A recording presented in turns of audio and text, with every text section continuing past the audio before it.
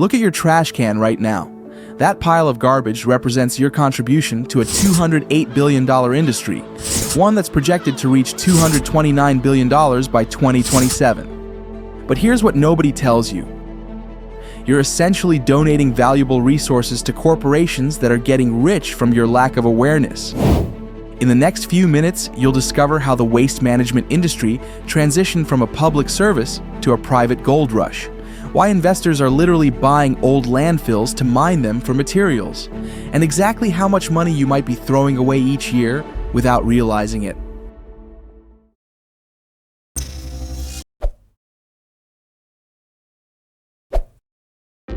Ever wonder why some of the richest investors, like Bill Gates, have billions invested in garbage? It's not because they have a passion for waste. It's because they recognize an economic goldmine that most of us overlook. While we're busy tossing our trash without a second thought, a massive wealth transfer has been quietly taking place right under our noses. Waste management wasn't always a corporate affair. For decades, garbage collection and disposal were primarily handled as a basic public service by local municipalities.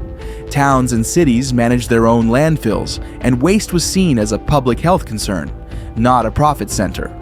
But that simple arrangement has undergone a remarkable transformation, morphing into a privatized billion-dollar industry now controlled by just a handful of powerful corporations. The numbers tell a striking story. In just 3 decades, America's landfill landscape has dramatically consolidated. We went from having 7,900 publicly owned disposal facilities to fewer than 1,900 today. The most shocking part? Private companies now control approximately 90% of all permitted waste capacity in the United States. This isn't just a change in ownership, it's a complete corporate takeover of America's trash. The financial results speak for themselves. Consider industry giants like Waste Management and Republic Services, whose stock performances have silently outpaced many flashy tech companies. Both corporations have managed to double their stock prices in just the past 5 years. Let that sink in. While investors were chasing the next big tech innovation, the boring business of garbage was steadily generating remarkable returns. But how exactly do these companies extract such value from what we consider worthless? The answer lies partly in tipping fees, the charges landfills collect for each ton of trash they accept. These fees have skyrocketed by an astonishing 133% since 1982. Back then, the national average was just $8.07 per ton, about $23 adjusted for inflation. Today, the average tipping fee stands at $53.72 per ton, far outpacing the inflation rate over the same period. The genius of this business model becomes even clearer when you look at regional variations in these fees. Waste management companies have strategically acquired landfills in regions with limited disposal options, creating what amounts to regional monopolies.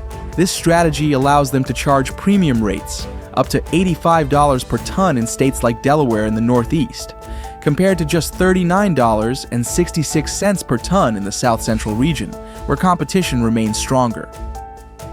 The contrast between public perception and industry reality couldn't be more stark. While most of us hold our noses at the mention of garbage, industry insiders have a completely different perspective. As one waste management executive bluntly put it, "You don't smell garbage, you smell money." This isn't just a clever saying, it's the fundamental truth that drives this industry. What you see as a burden to be discarded, they see as a valuable commodity to be acquired and leveraged. So who really benefits from this privatization? The numbers are eye-opening. Even small landfills generate approximately $1.4 million annually just from gate fees. And that's before they extract a single ounce of valuable material or capture any methane for energy production. Large operations, they can rake in a staggering $43.5 million per year from tipping fees alone.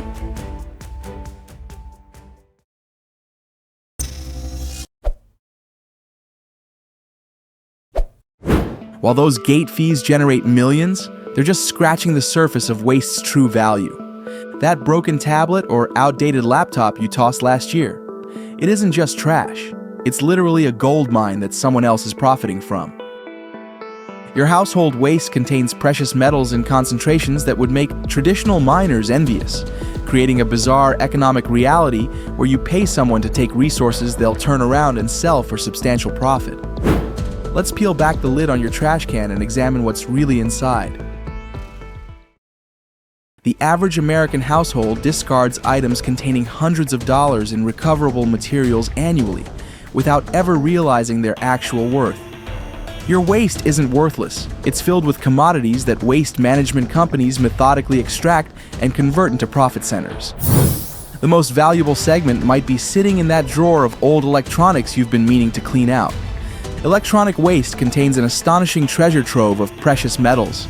Most consumers see a broken phone as useless, but industry insiders recognize it as a concentrated source of gold, silver, copper, and rare earth elements. A single ton of electronic waste contains 40 to 800 times more concentrated gold than what's found in ore pulled directly from the ground. This extraordinary concentration makes urban mining potentially more lucrative than traditional extraction methods. And this value isn't theoretical, it's being actively harvested. In 2011, a landfill mining operation in southern Maine successfully extracted over 37,000 tons of metal from a single landfill. The recovered materials were worth an impressive $7.42 million, demonstrating the immense value buried beneath our feet. These operations are becoming increasingly common as companies realize the financial opportunity sitting in our discarded devices. But the value in your trash extends beyond metals. That banana peel and those coffee grounds you threw away this morning, they're part of a different kind of gold rush. Food waste constitutes approximately 22% of landfill content, and as it decomposes, it generates methane gas, a powerful greenhouse gas that companies capture and convert into electricity. This biogas currently powers around 810,000 homes annually across America. Your leftover dinner is quite literally keeping lights on in hundreds of thousands of homes. These landfill gas-to-energy projects have become an essential revenue stream for waste management companies. They generate approximately 10.5 billion kilowatt-hours of electricity each year. While this represents less than 1% of America's total energy needs, it translates into millions of dollars in revenue for the companies that control these waste streams. When you combine the precious metals from electronics, the energy potential from food waste, and the various other recoverable materials in your trash, the economic picture becomes clear. Your trash can represent what industry insiders call a reverse income stream. You're not just paying someone to take something worthless off your hands, you're paying them to take something valuable that they will monetize multiple times over. Consider this startling reality. The very act of throwing something away often involves you paying disposal fees for items containing resources that waste companies will extract and sell. It's akin to paying someone to take your unwanted gold jewelry, only to have them melt it down and sell it at market rates, while keeping all the profit.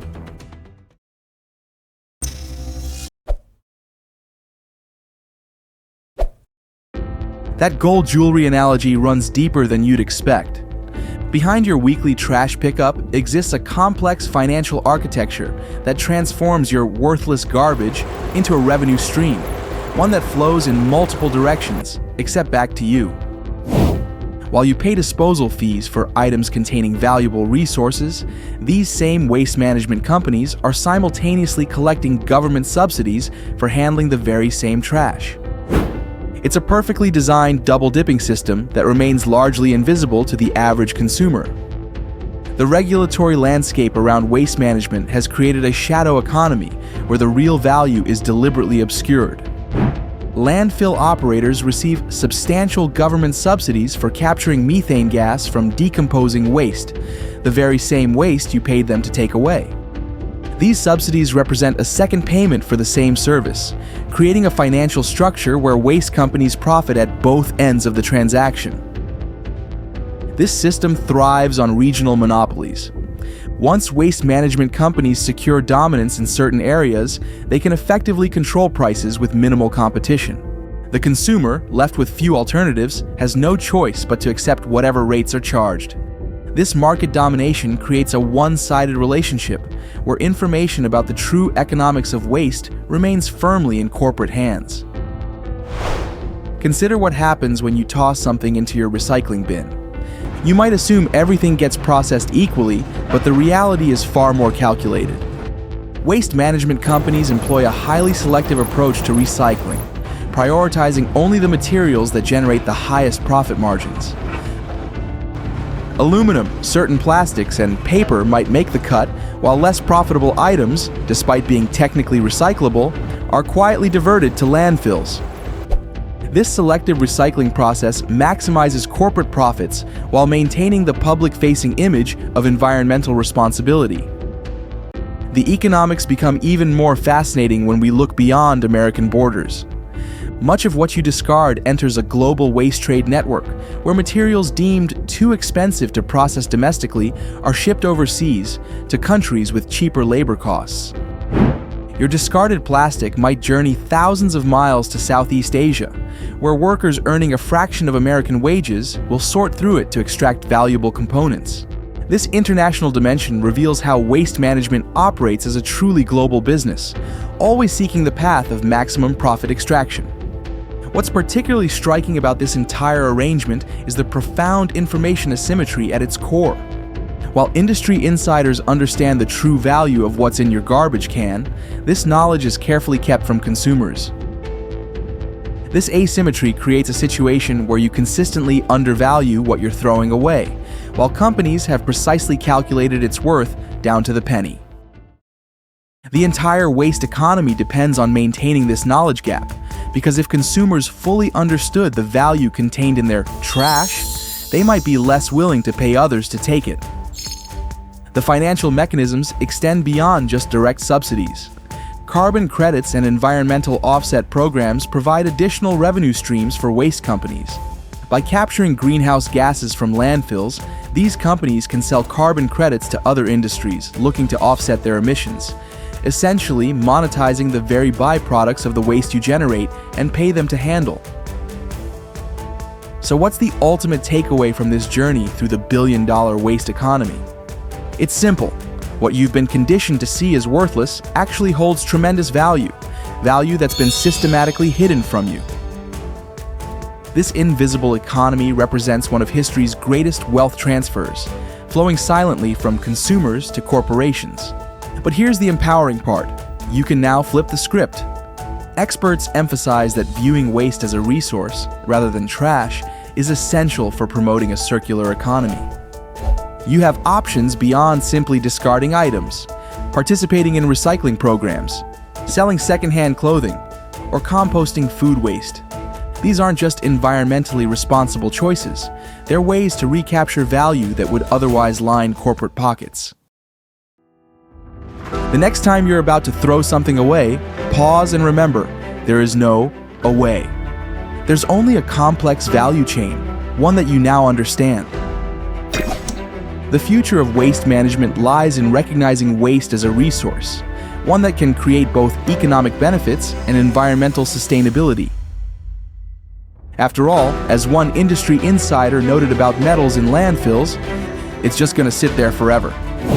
The choice is yours. Continue funding an industry built on your ignorance, or start seeing the gold in your garbage.